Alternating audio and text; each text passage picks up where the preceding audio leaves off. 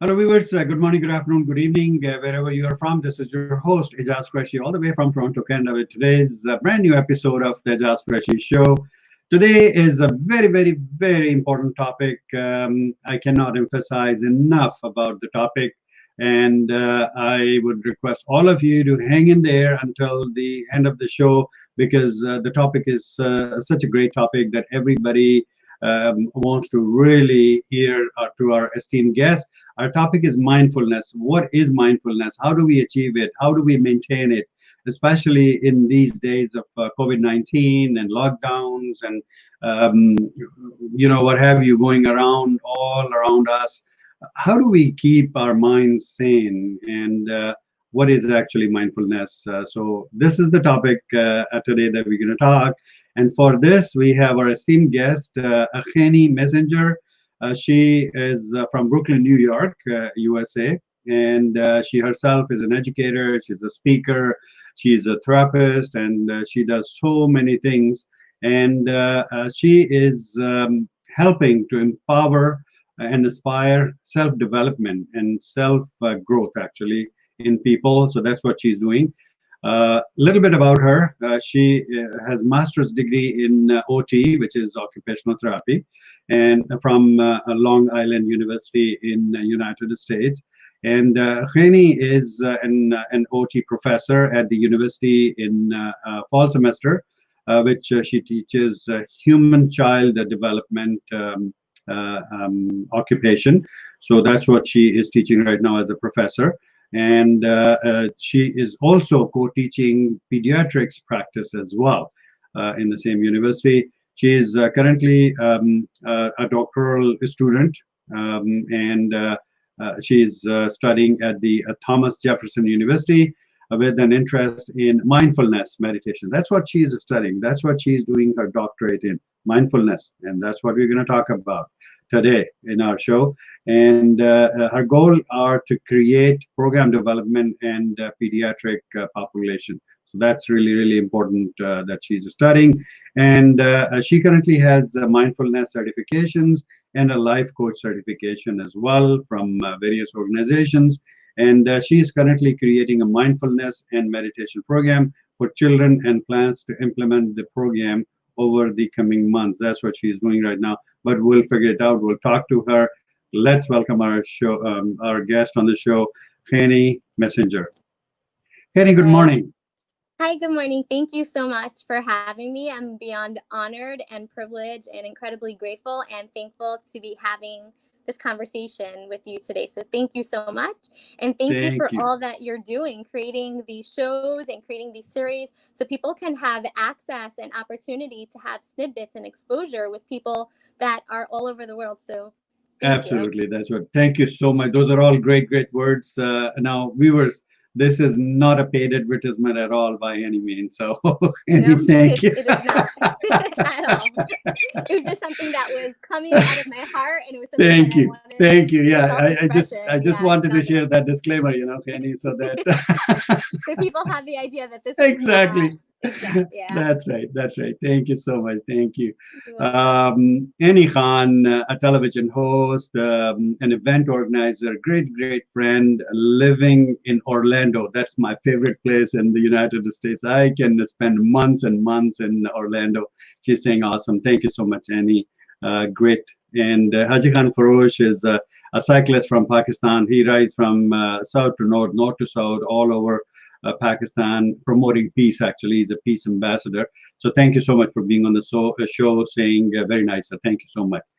All right, Chanie, before we head to the topic, let's dig into your life and then we'll come back to the topic. Let me take you to your childhood. If you can imagine, you were 3, 4, 5 years old. What is the earliest memory that comes to your mind that you still remember? I remember, I think I was about 3 or 4 years old. I was in school. Okay. And one of the lessons of the day that the teacher was teaching was all about people are different, people are similar, and it's okay, and it doesn't matter how you look or how you act. Ultimately, we're all interconnected. That's right. And I remember that I was eating for lunch. We had like macaroni and cheese, and I was looking at all the different pastas, and I was like, oh, this one looks really different, and this one looks really the same. And I was kind of understand the concept of different and similar. And I asked my friend, I was like, oh, this one's really different. And then my friend responded, like, you can't say that everyone's the same and we're not different. So that's something that really stood out in my mind. And I remember looking also at my hands and realizing, wow, my hands are really small right now. I'm really young and I'm learning ideas and I'm learning this concept. And I was like, Chanie, you need to remember this moment that you're a child and you're little, because your hand is going to get bigger and you're going to get bigger and you're going to like learn and think and be exposed to different things. But just remember like this child essence within yourself. And that's a memory that came to mind very, very early on. And especially now with today's day and age and within a lot of Black Lives Matters and the racism that's actually coming into prevalence, which is something that has been happening for hundreds and hundreds of years. And the fact that it brings me back to that early memory, we're all interconnected, we're all the same, we're all united. But then ultimately there are individuals and there are groups of people, especially Black men and Black women, that are really treated unequal. And it's now its opportunity, especially for individuals that are white, to speak up and to speak truth, and that this is not okay, and just creating this collectiveness and this unity of this oneness. And it's a lesson that I learned really, really, really early on. And it's like, yes, we physically may look different, but it doesn't matter whether you're Black or white, whether you're gay or lesbian. There's all this interconnection as that is going on. Yeah, no, you're right. You're right. Great. Great memories. Thank you so much for sharing those mindful thoughts. So you're doing so many different things. You're doing your PhD research, you're a doctoral candidate, you have done masters, and it's all about mindfulness. How did you get into this? Like, what made you decide that you have to choose like mindfulness and occupational therapy, which deals with people? Actually, it's a people skill, right? So dealing with all sort of different people, physically challenged or mentally challenged, and all these kind of people. What made you decide that? So in my early teenage years and late teenage years, I was experiencing a lot of anxiety, and I read a lot about cognitive behavioral therapy, DBT, accepted commitment therapy. I've experienced hypnotherapy, later teenage years, early 20s, and these were all incredible modalities, and they're all great. They help. Some focus in on thoughts, some focus in on behavior. Some of the components are mindfulness meditation. And I was realizing at my early 20s that I'm having so much anxiety and I have so much of my life to live. How am I going to be able to live my life truly and fully if I'm so caught up in my thoughts and my feelings and the everyday to do and the have to and the must do? So what can I do?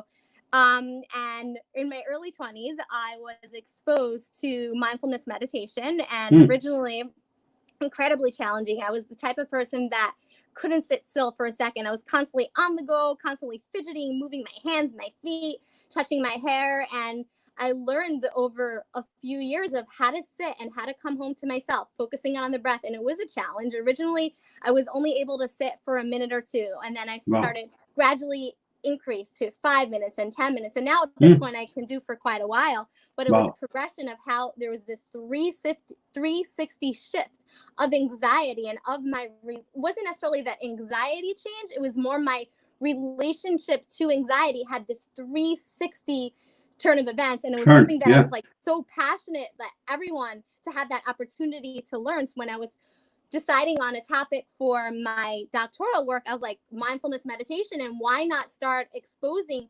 children to this early on and expose the teachers? And if the teachers have an idea and if they can serve as a role model for the students, it can create this more calming, peaceful, mindful environment so that kids can learn how to cultivate these skills at a young age. Even though kids typically do have it, it's really the paradigm and the system and the education and all this external things that kind of pull them out of it. But why not help them, teach them how to be able to stay within this mindfulness or stay within this present through meditation, through mindfulness, starting at a early age, and especially as adults, so that there's a skill that they don't necessarily need to learn as they get older, because it's something that they've developed throughout the years. And then they can just focus in on other things. They can focus on things that they love and that's sparking their soul, rather than having to they're going to have to deal with anxiety, but rather than having to deal with some mental health trickinesses or challenges, is something that can actually be prevented if you're targeting and working with individuals at a younger age.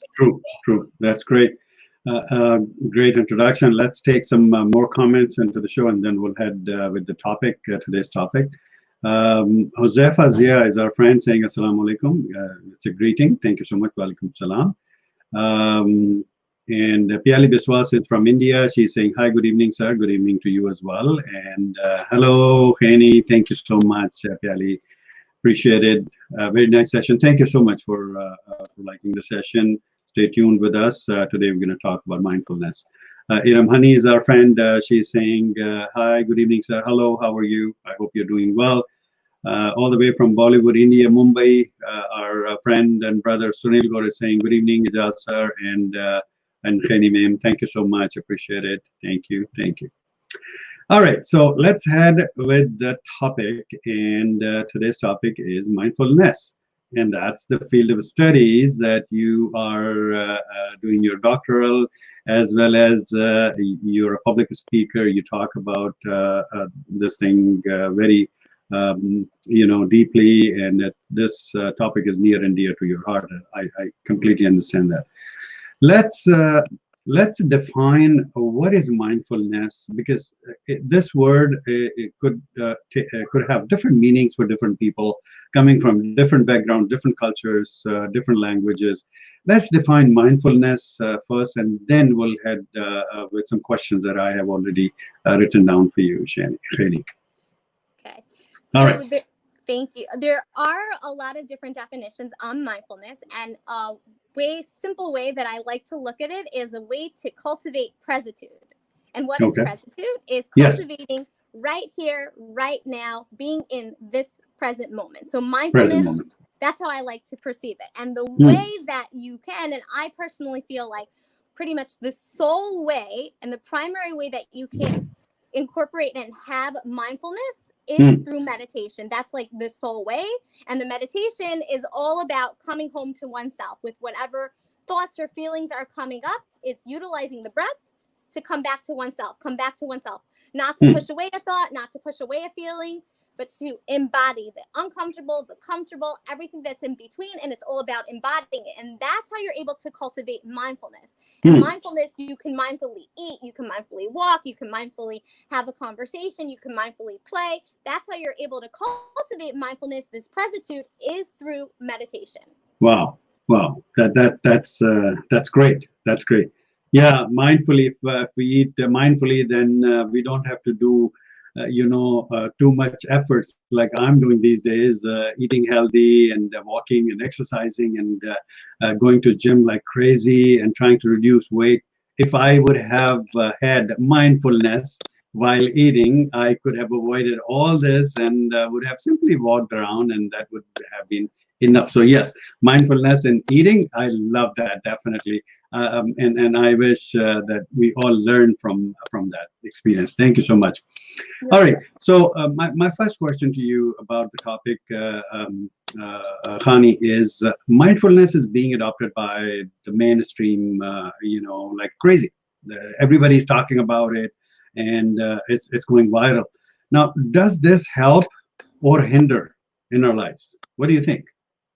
So I personally think it can help. It really, honestly, my initial answer is yes, it can help, but it really depends on how it's utilized. How we take it, okay? Exactly. It's how you're interpreting it. And it's also about perception. So if I'm looking at it and I'm perceiving it and I'm seeing it in the news and in the media, like, oh, mindful, and I'm looking at it as like, oh, I'm not mindful. And then I'm kind of perceiving it as like a negative, like I should be doing, I must be doing, I'm very critical about myself, I'm very unkind to myself. So then it's really counterintuitive.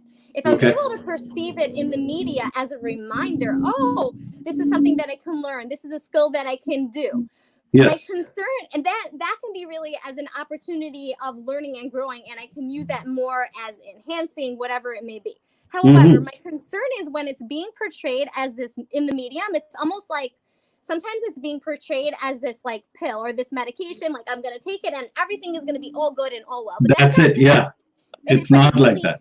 Exactly. It's not something that's instantaneous. It's not something that's just going to happen and la-di-da and like auras and like angels or whatever it may be. It's not that. It's not. It's something that it's effort and it takes time, and it's something that requires practice and it requires dedication. You could have an individual, let's say, that is first starting out a mindfulness or a meditation practice. They may have results right away, or they may not have results at all. The whole idea is not attaching to the outcome. And so let's say, for example, if I am sitting and I'm meditating and I'm able to focus in on my breath 90% of the time, labeling it as good or bad is not really necessary. I was able to sit, I had a meditation. Yes. And another meditation, maybe 95% of the time, there's the thoughts and the feelings. And I'm going to say, oh, it's bad. No, ultimately, it's both neutral. I'm maybe a little bit more mindful during one meditation and a little bit less mindful during another, but it's not about like good or bad, or it's not about also mindfulness as being like this easy fix, like I was saying. It's really more about, this is a skill, this is a tool, this is something that I can use to help enhance my life through cultivating being in the present moment. That's really the idea of it. And it's, how am I looking at the media? And am I looking at mindfulness meditation as an easy fix? Am I looking at it as an opportunity for a skill or something that I can learn and something that I can develop over time, rather than, and is it impeding on my life? Is it by seeing in social media, am I feeling really stressed and really upset? So it's how, when I'm noticing that, when I'm noticing what's written online, how am I perceiving it? How am I interpreting it? That's really the key of it. And it's realizing some of the times with what the media is portraying, it's great and it's fluff and it's beautiful, but then it's really diving deeper and really kind of discerning what is accurate and what is inaccurate, what is being portrayed. And I feel like overall, collectively, it could have a big impact and a positive impact. Awesome. That's great. Some more comments, and then we'll head with my next question to you. Piali Biswas from India saying great, giving thumbs up. Thank you so much.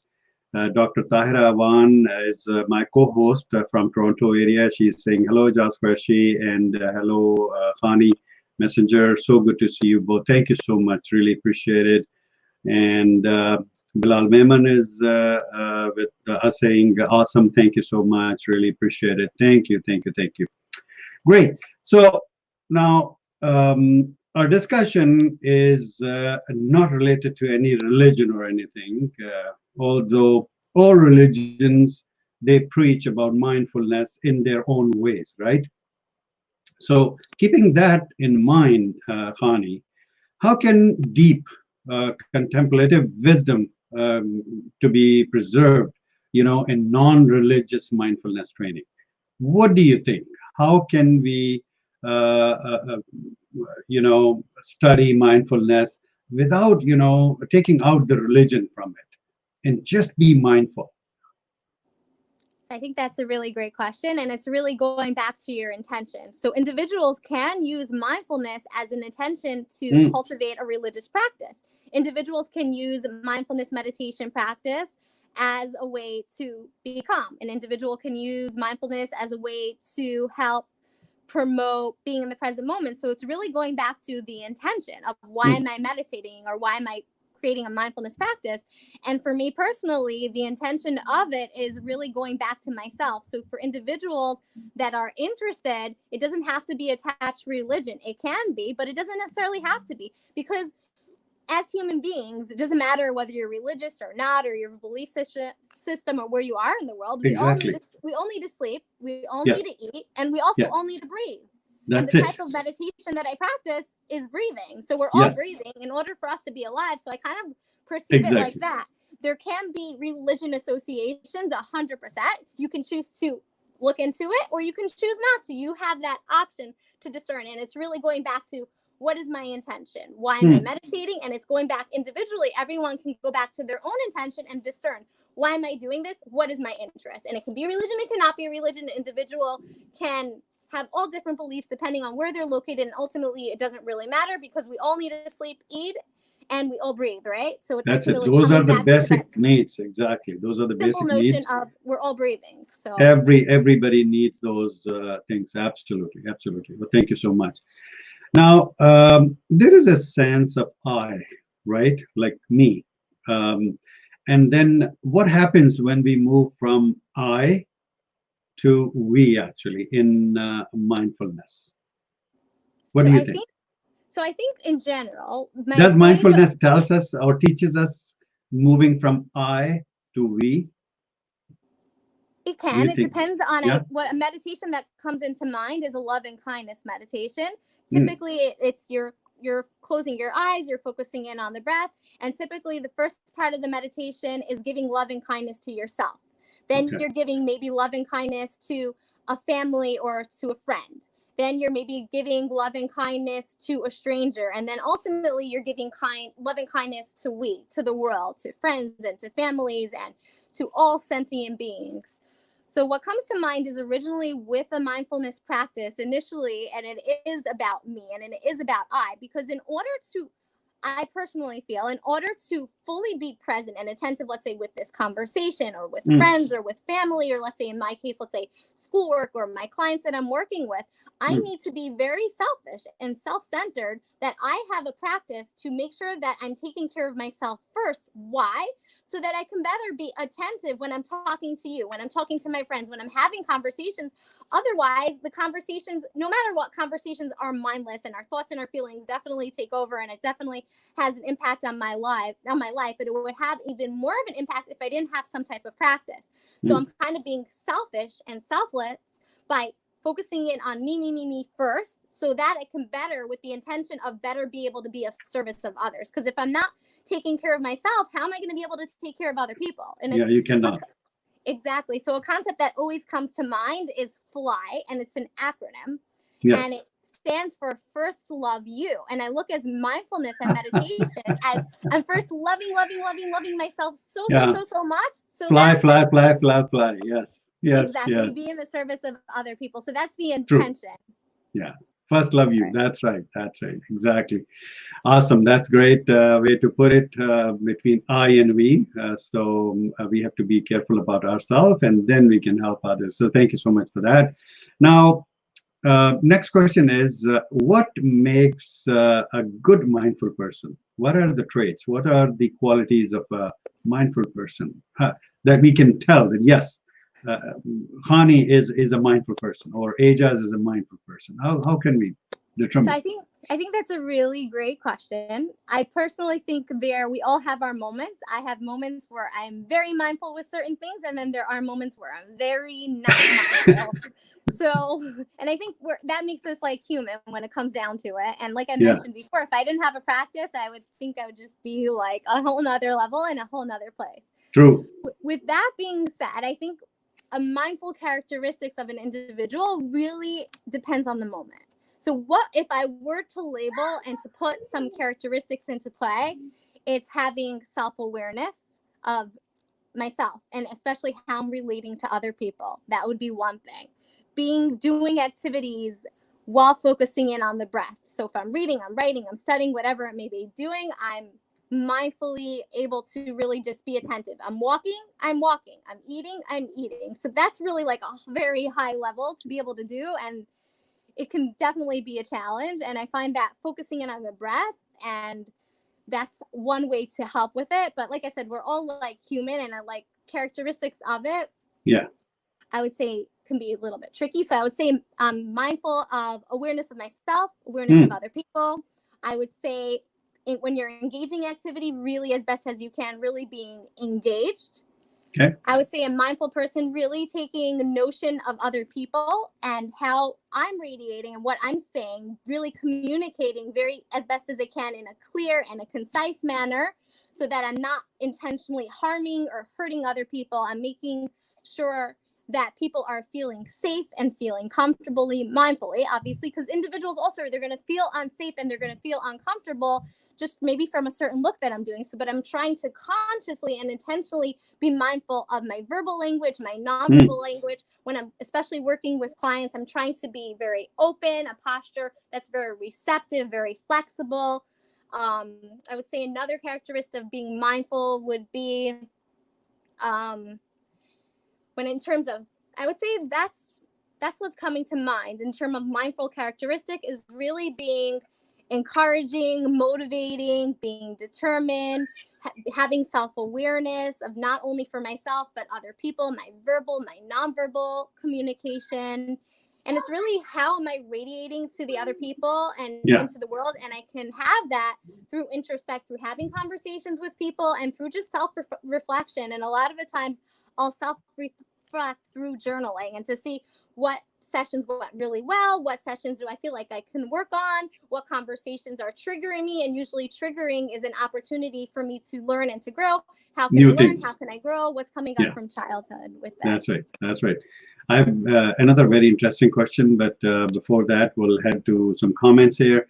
Hafiz Muhammad Aslam is our friend from Lahore, saying great and giving lots of thumbs up. Thank you so much for your kind appreciation. Subi Ali is a clinical psychologist from Lahore, Pakistan, and she's saying great topic, giving thumbs up. Thank you so much. Appreciate it. Sabina Mahmood is our friend from New Jersey, saying true, you need to love yourself. Absolutely, absolutely, Sabina. Thank you so much for being with us. Stay tuned. Today's topic is really, really amazing, and we have an amazing guest today on the show. Awesome. How do you relate money with mindfulness? Does money bring mindfulness to us or takes away mindfulness from us? That's a really great question.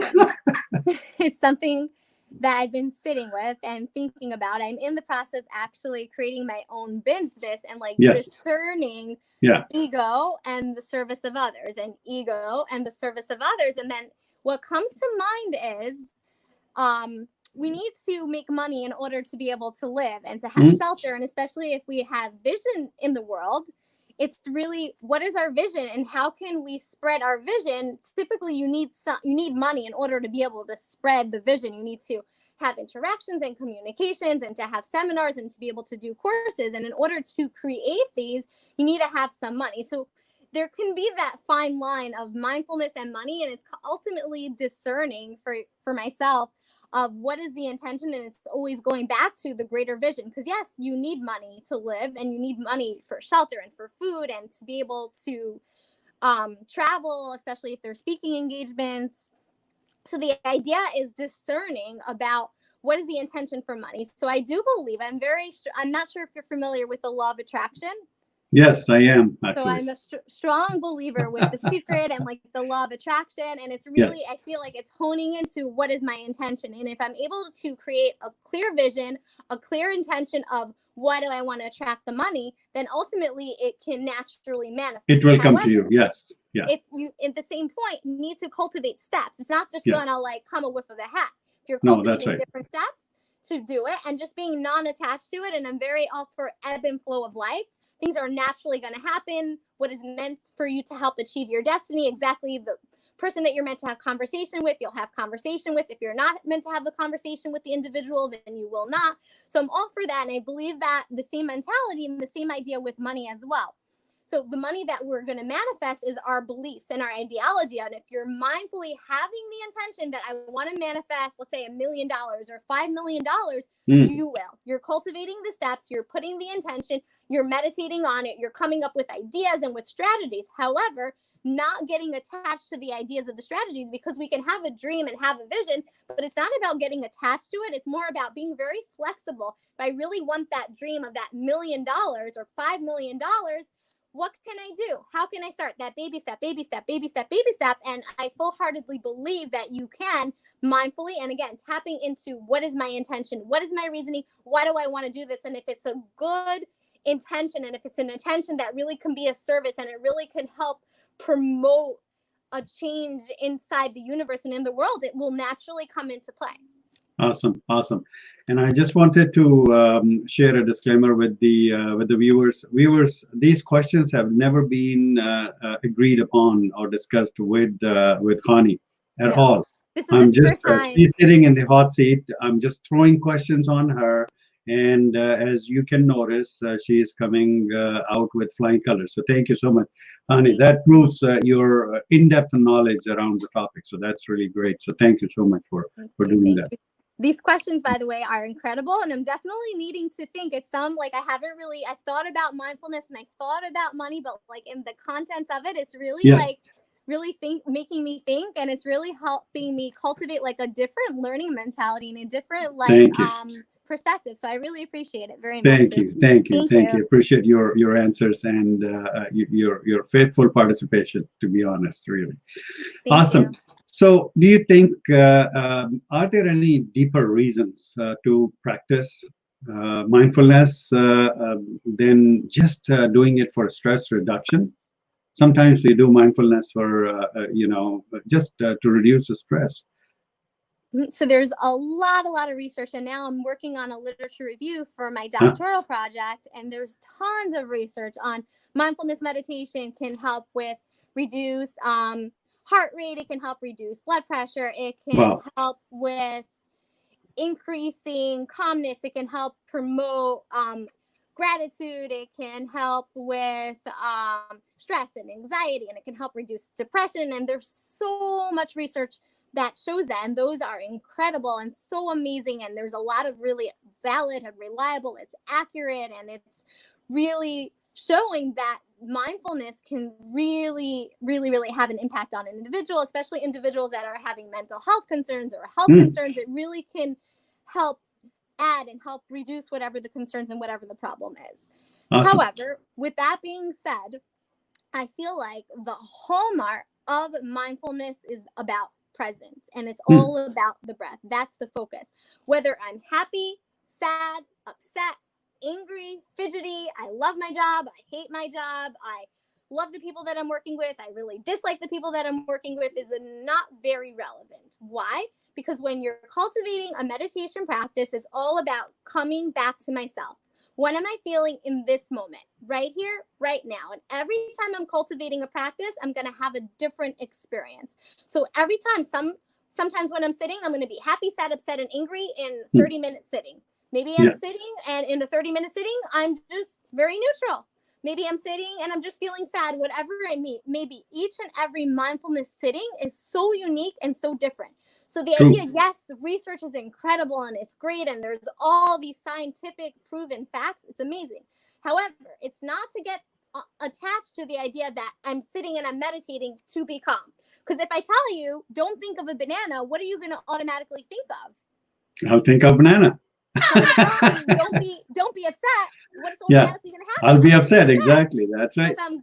Exactly. So if I'm going into it with an attached notion and an attached idea, ultimately, it may or may not manifest, and I may add stress and anxiety on top of my mindfulness practice, which is so counterintuitive. So anytime I'm going into it, it's really just going into it as best as I can with an open mind, with what I'm feeling in that moment.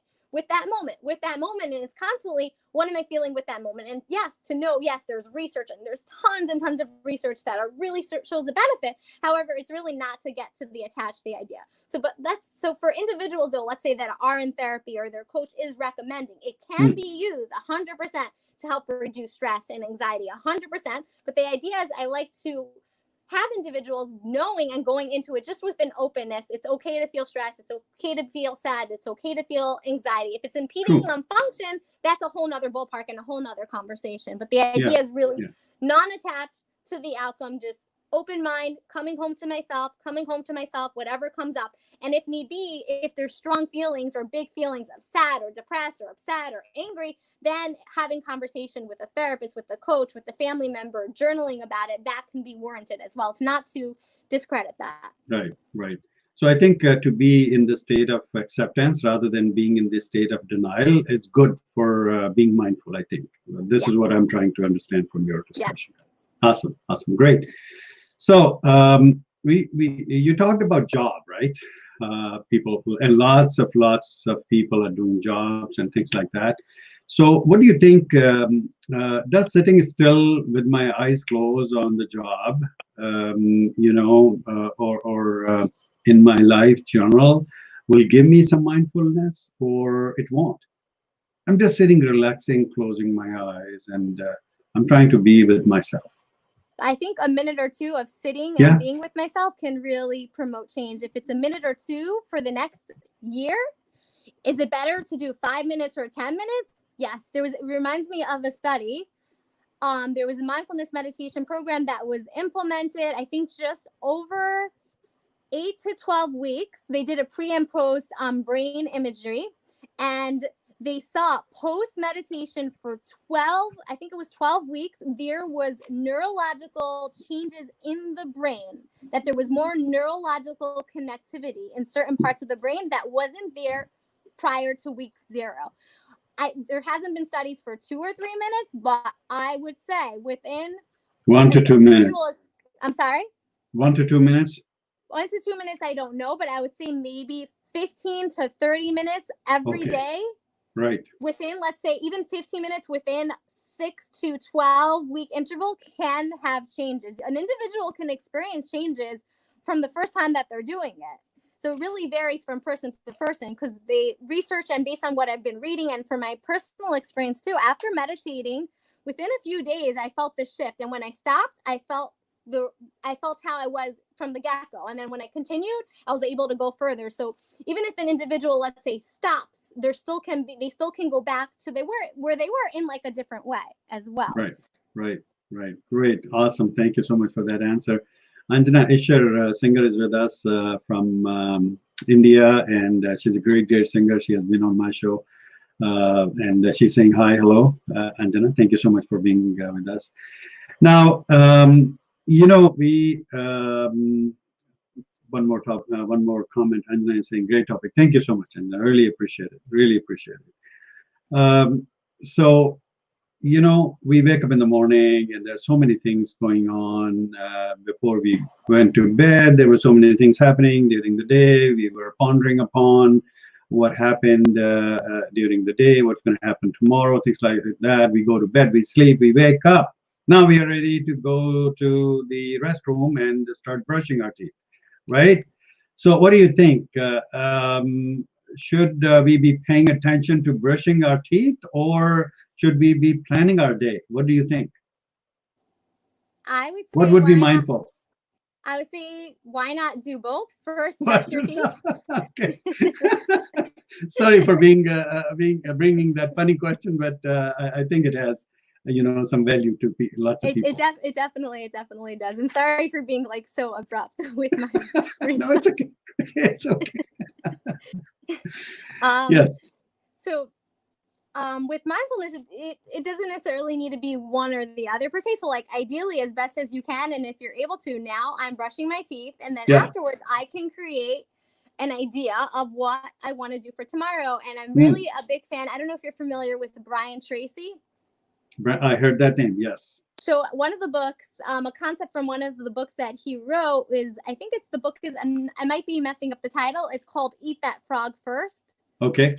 And the concept has a lot to do with time management. And he says, creating a list with the top 3 to 5 things that you need to do. And ideally doing the top 3 things in the morning, so you can kind of get it out of the way, so you have the rest of the day to do other things. So for individuals that are interested, let's say, and they want to cultivate a little bit of a schedule for their next day. So after they're mindfully brushing their teeth as best as they can, if they can, then I would say, or even before, if they're going to be stressed, that they need to create a schedule. So maybe before they're brushing their teeth, creating a schedule. And the idea in mind, I like eating that frog first, creating the top 5 priorities, and really that top 3 things, try to knock it out and do it in the morning when you're creating that list. Awesome. And the idea is also not creating a list that is 10, 15, 20 things, which is not realistic, and ultimately it's going to get you really stressed out.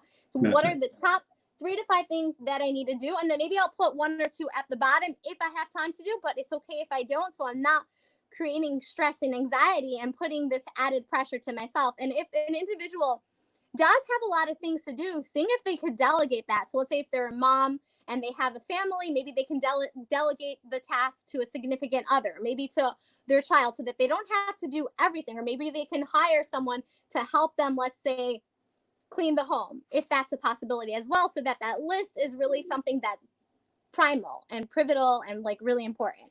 Great. Another question, and this is the important one. Not that the rest of the questions weren't important, they were important too, but again, this is really more important.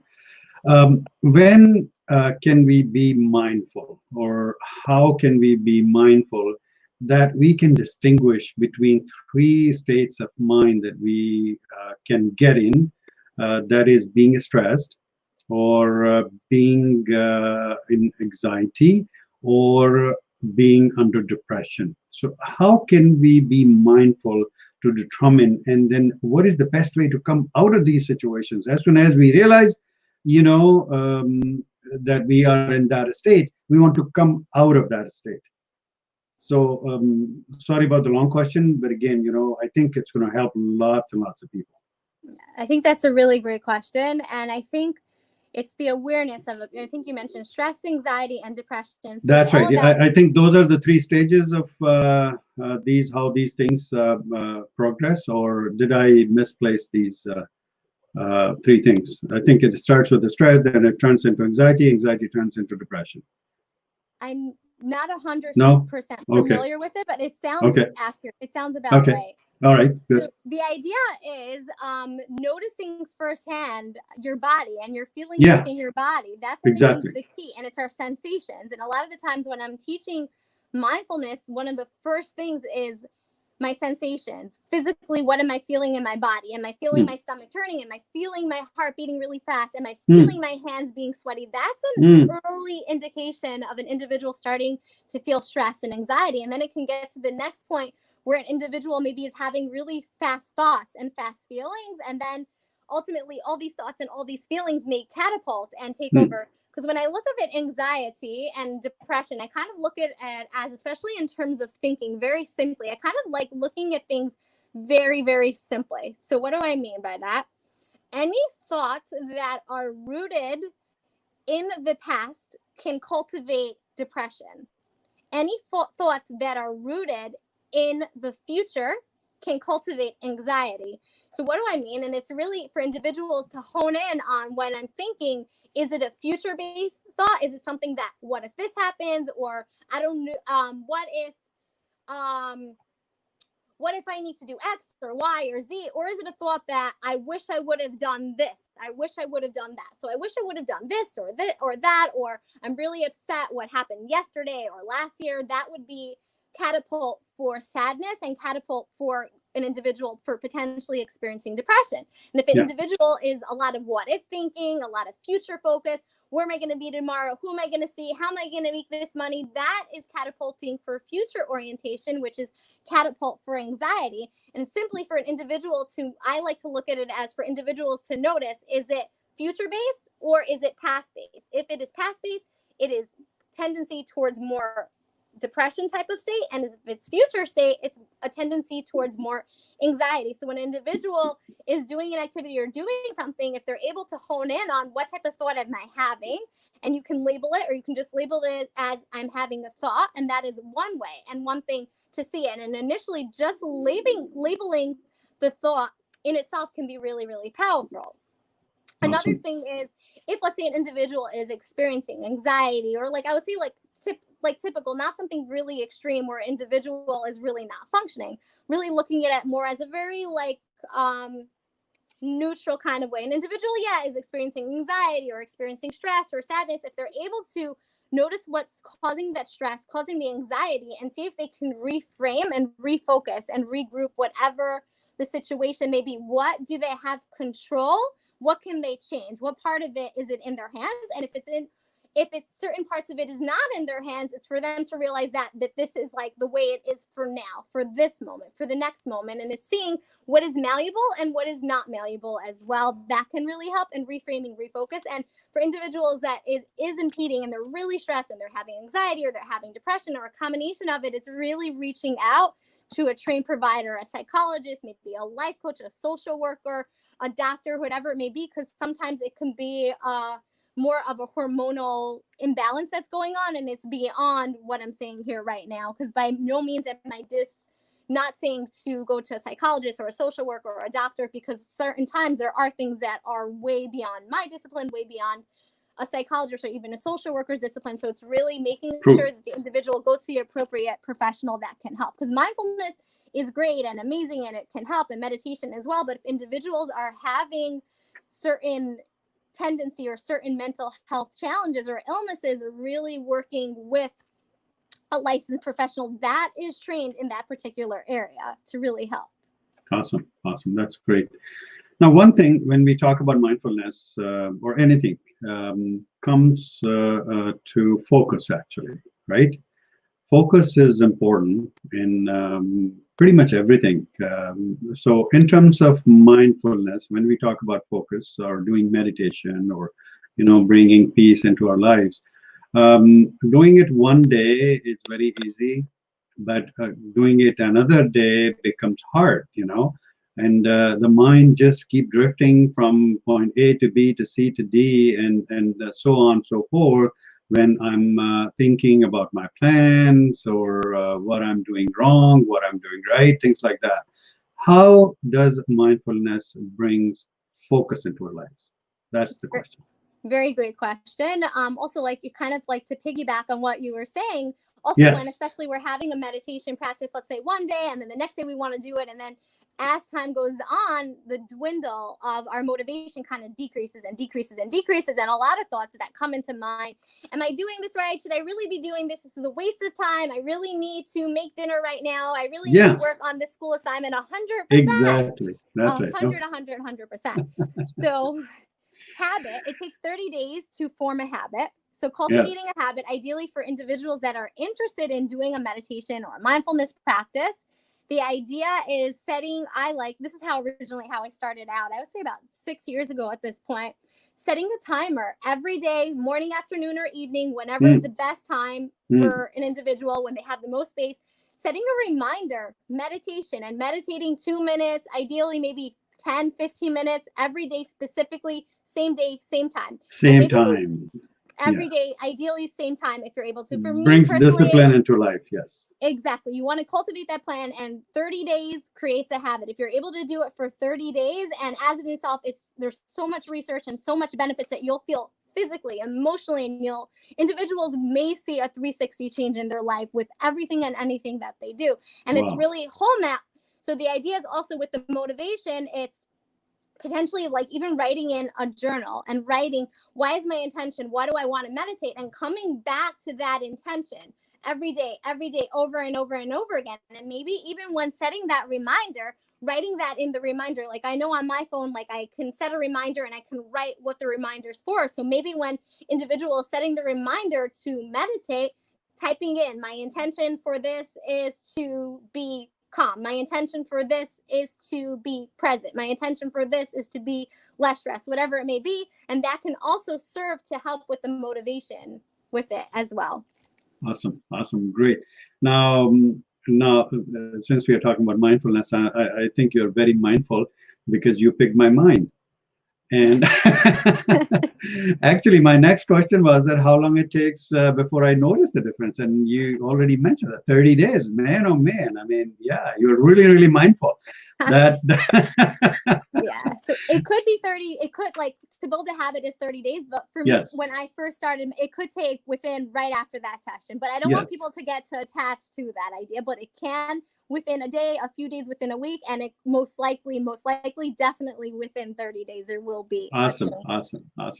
Now, two things that are really, are they interrelated to each other or not?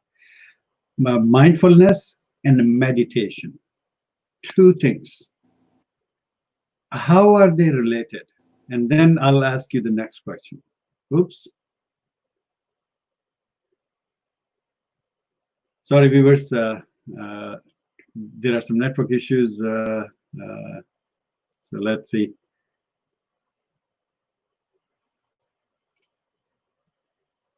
There are some network issues with the guest. As soon as she's back, we'll definitely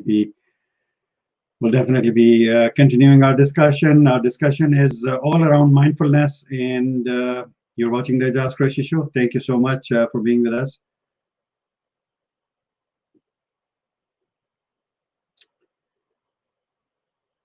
So we're waiting for our guest to come back, and we'll continue the show from where we stopped. Thank you so much for hanging in with us. Thank you so much. I really appreciate it. As soon as our guest is back with us, we'll start the discussion. Thank you.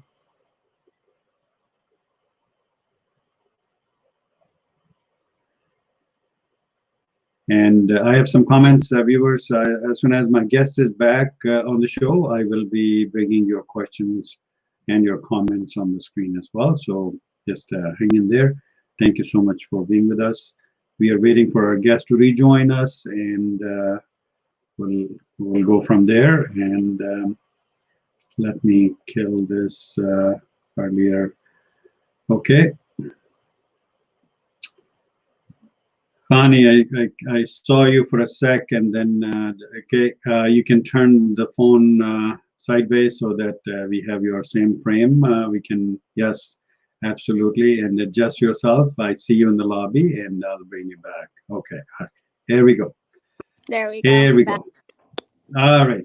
Sorry about that little glitch, but viewers, you know that we are over the internet, and sometimes the internet is not friendly enough, letting us continue with our discussion. So the discussion when we got disconnected was meditation and mindfulness. Are they interrelated or correlated, or they are different than each other?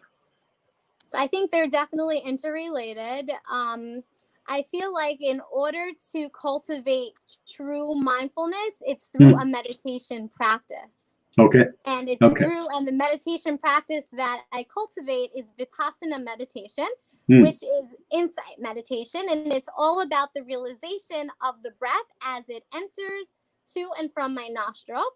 And especially for individuals that are first starting out to meditate, it can be easier to focus in on a larger surface area, maybe the chest area or maybe the belly area. So whatever feels prominent, as I'm breathing in and out, I'm noticing the inhalation and the exhalation. Maybe I can notice the warmth and the coolness as it enters my nostrils.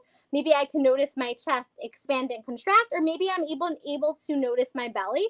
And for me, at times, for some people, they may even be able to notice their heartbeat. So originally, when I first started meditating, it was very prominent, my heartbeat. And even at times when I'm meditating over the past few days, I'm also really able to notice my heartbeat. So for individuals, they can take that time for a moment to notice where do they primarily feel their breath. Is it their nostrils? Maybe it's their chest. Maybe it's their belly. Maybe they can even notice their heartbeat. And that's the idea of how I perceive and look at meditation.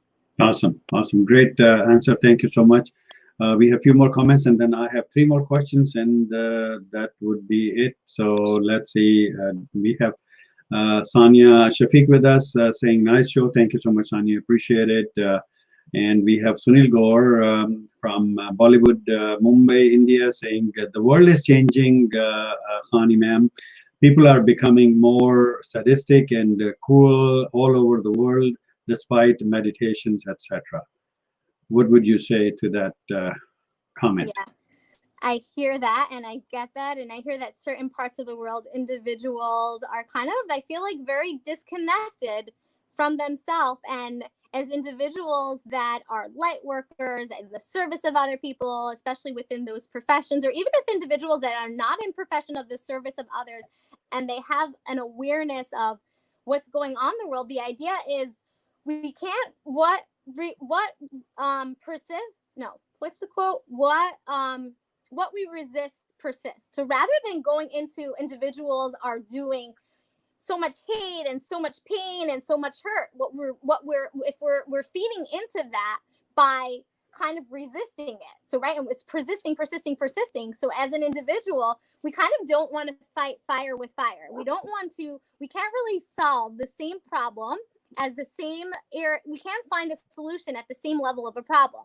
The same thing for individuals that are really bringing in hate and a lot of unlove and unkindness into the world. We have the opportunity to give love, to give kindness, and to bring in this positive energy and to generate our vibrational energy, having conversations with people, doing Facebook Lives, doing interviews, doing writing a book, writing a blog. That is opportunity to kind of not cancel out, but to kind of promote and bring in unity and to community into the world. Because yes, there are a lot of challenges and a lot of racism and inequality and statusism and a lot of things that are going on to the world. And one of the reasons, on a side, I don't know if I mentioned this, I'm actually about to publish my first book. I hope it's okay if I mention it here. Yeah, absolutely. Yes, please do. Please do. Yeah. It's And a I book. think you answered the next question, why there is no global peace. I think you already answered that into the previous question. Yes, thank you. So let's talk about the book. Yes. You're welcome, and thank you. A way that I'm trying to bring more peace and more unity is I'm actually about to publish my first book. It's a children's book. It's called Breath, Breath, Breath. And it's for kids, I would say 2 to 11, 12 years old. And it's all about mindfulness, how a child can learn to focus in on their breath, whether they're sitting, they're standing, they're on a hammock, they're on a tree. And it's all about noticing thoughts and feelings in a very simple way. And this is one way that I personally am trying to bring some more peace. And I think the Dalai Lama said, if every person in the world meditated, the world would be a peaceful place. And this Absolutely. is my way, is That cultivating is and bringing this book out there. And I think awesome. meditation is one of the ways that really can catapult the world. Awesome. That's great. Thank you so much for doing that. Now I have a couple of more questions. Now, when we meditate, is it now meditation could be different for different people and different religions, different sects, and things like that. But again, can music be used in meditating and bringing peace, mindfulness to our minds? Great question. One of my mentors, Susie Lula, she believes that music can be used as a training wheel, and I agree with that. So it's something, if an individual is starting out their practice, or even for me, some days where I'm really having trickiness just sitting and just being, I will use I'll use like classical music as a way to help me focus in and to meditate. I find it as a training wheel, though it's something that can complement. It's something that I don't solely like to use. However, especially for people that are starting out, it definitely can help cultivate a meditative state. Would I say it's 110% meditation? No, but it definitely can be a training wheel and a tool that can help. Great. Awesome. Great answer. So next question is, and this is about me actually. I can't sit still for 10 minutes, I need to move around. Is it okay, or there's something wrong with me? There's nothing wrong with you. You are perfect and you're amazing exactly how you are. I think I mentioned in my late teenage years, early 20s, I could not sit still for the life of me. Like if you were to see me like 10 years ago, like a completely different individual. And it was through meditation. It was through a lot of reading and through a lot of like self-exploration and a lot of meditation. However, there's nothing wrong with individuals that are up and fly and that are not able. There's nothing wrong. You're perfect and amazing and incredible exactly how you are. So if individuals are interested in doing meditation, you don't necessarily have to sit and crisscross applesauce and you have to be in an upright position. It's suggested and recommended. However, you can do meditation standing, or you can do a mindfulness practice walking. It doesn't have to be to the T. You do what feels right and comfortable to your body. You do what feels right to your soul. And my motto in life is, if you're not hurting yourself, you're not hurting other people, you're safe and you're calm and collective, for the most part, live and be and do life. And things don't always have to be to the T. There is flexibility. And I know for myself, we create our own pressures, and these pressures that we're creating is not necessary. We don't necessarily need to do that. Who's creating the pressure? It's us and ourselves.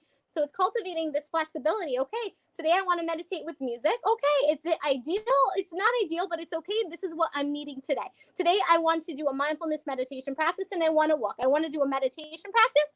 I can stand, close my eyes, maybe against the wall, and I can meditate like that. It doesn't have to be sitting. Ideally, it's best to be, but I can be creative and do it another way, and do it a way that sparks my soul and that feels right and comfortable to myself. Awesome. That's great. Thank you so much for the answer. And one more question popped up into my mind since we were talking about the meditation. I'm fine with the silent meditation, when I'm sitting, just being myself, and I can do that. But as soon as I open my mouth, I'm not mindful at all. It all goes away. So can it ever get better, or how can I make it better? So I feel like the first step is the fact that you have the awareness of it, that in itself, cultivating that awareness. Every time noticing that I'm speaking and it's not how I want it to come out, or I'm just talking, or whatever it may be, every time I have that awareness, I'm already starting to build that muscle, and it's that awareness and every time. And then if there's this constant awareness that's coming into fruition, there is going to be change. Awesome. That's great. One more comment, and then we'll move on. Sunil Gaur from Bollywood is saying, I saw a youngster pushing a 92-year-old white woman to the pavement by an Asian in USA. I will not say what religion he was, but the video has become viral. Why so much cruelty towards helpless people? I think let me take a stab on this, and then Chanie, you can respond back. Now, these irresponsive behaviors, they do not relate to any religion, caste, creed, color, or anything of that sort. They're all individual behaviors. They can happen, or they can, come into being or committed by anybody, anyone. So the religion, the caste, the creed, the color, that does not come into contact in these kind of cruel behaviors. So that's my take on it. And what would you say, Chanie? I agree 100%. It's not the religion that's really causing or telling or making. It's really the individual, because it's ultimately, I like to look at it as we have a cup. And one individual can see the cup half full, the other individual can see the cup half empty. And an individual can be taught certain things in religion, and they can choose how they're going to react. They can, just like you can choose how you're going to see the cup, they have the option of the skills and the learning, how they're going to apply it. And it's not the religion that is telling them to do it, it's themselves and their interpretation of it. And also on that note, I just feel like in general, individuals that are doing cruelty for elderly, for young, for old, whatever it may be, they're just so disconnected from their essence. Yes. Because we're all light, we're all whole, we're all incredible, we're all amazing. That behavior is not incredible and not amazing, but the individual clearly has suffered and is so disconnected of their essence of why they're here. And I typically like sending love and kindness to individuals that are just so disconnected. At the same time, this behavior is not okay ever whatsoever, ever. True. Not accepted at all. Exactly. Absolutely. At the same time, sending this love and this kindness, and this person is really in a very dark space, in a dark place to be doing something to an elderly, to young, to old, to anyone, even to an animal at any level, just where the person is at. That's it's a type of person that just really needs a lot of counseling and help. Absolutely, therapy, counseling, and life coaching, and reading, and whether the person will ever be at that place to be receptive and interested, who knows? Yeah, exactly. Great answer. Thank you so much. So, anything else you wanted to add about the topic mindfulness? If we haven't really exhausted the topic yet. What do you think? Is there anything left that you wanted to add into the topic or bring to the viewers, or we have done a good job? I think we did an incredible job. I think that the questions that were asked beautifully, and all the audience members that came and participated, thank you. And thank you for your comments and all your thoughts.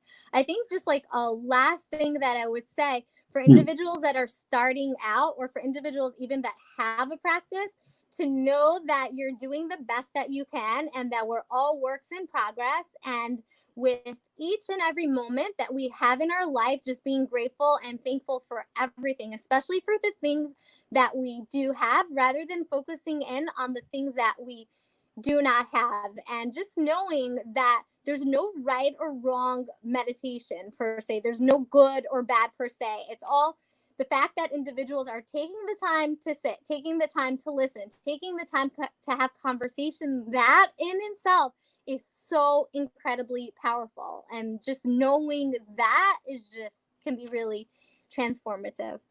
Awesome. That's great. Thank you so much for sharing those thoughts. Let's head on with our next segment, which is you. That is Chanie, and the Q for Qureshi. So just you and me, and this segment is on the lighter note. It's a rapid fire. I'll give you a word, and whatever comes to your mind, uncensored, you will speak out. You will speak your mind. Okay? Okay. All right. So this is on a lighter note. and so that we can neutralize what we, seriously discussed and things like that. So let's do that. Are you ready? Yes. All right. So the first word is home. New York. New York. Awesome. Coffee. I don't drink it because I You don't don't have drink any it. caffeine. Okay. Awesome. Great. Air that we Breath. breathe. Breath. Horse. Travel. Travel. Mountain. Rock climbing. Rock climbing. Awesome. Steak. Food. Food. Awesome. Awesome. Flower. Beauty. Beauty. Spoon. Ice cream. Ice cream. Awesome. Friend. Coworker. Coworker. Awesome. Neighbor. Sippy. Sippy. Awesome. Love. World. World. That's it. Owl. Night. Night. Yes. Success. Speaking. Speaking. Story. Read. Read. Donkey. Animal. Breathe. Breath. Meditation. Meditation. That's great. Pen. Right. Awesome. Mother-in-law. I don't have one. Peace. Yeah, someday you will. Peace. World. World. Soul. Essence. Essence. Yes. Cleverness. Courageous. Courageous. Seriousness. Intellect. Intellect. Friendship. Connection. Connection. That's right. Leader.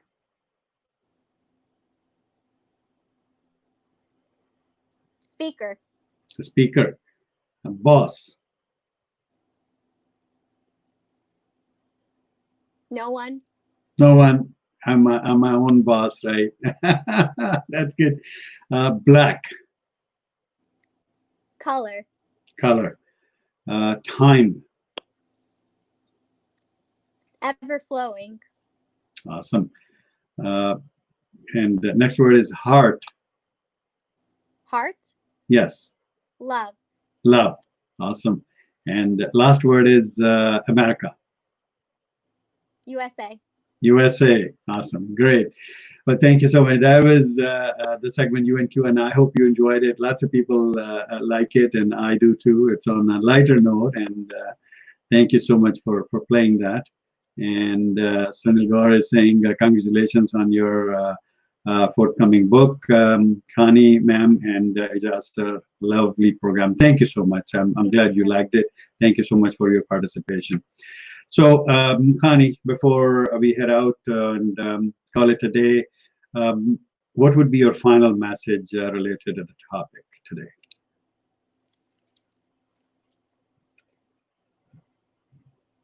That the only place to be is in the present moment, and cultivating a meditation practice can allow individuals to be able to see the value and appreciate how each and every moment that we have is truly a gift, and it's truly opportunity to cultivate gratitude each and every moment, and it's opportunity to be awake and to be mindful and to do what you love to do, whether it's reading or writing or traveling or speaking, whatever it may be. And it's mindfulness, really, not to attach to the idea, but it really can help enhance every quality of an individual life, whether it's speaking or sleeping or reading or writing, and it really can have a positive impact.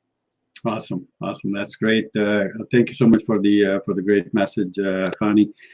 On behalf of Dream Television, the Aijaz Qureshi Show, myself, my entire team who helps me to run this show, all my co-hosts from Islamabad, Sadaqat Mubin, from Karachi, Pakistan, Aijaz Qureshi from Toronto, Canada, Dr. Taira Awan and Dr. Nishi Khan, all the viewers who have watched us live on YouTube channel as well as on Facebook and commented and asked questions, took part in this show.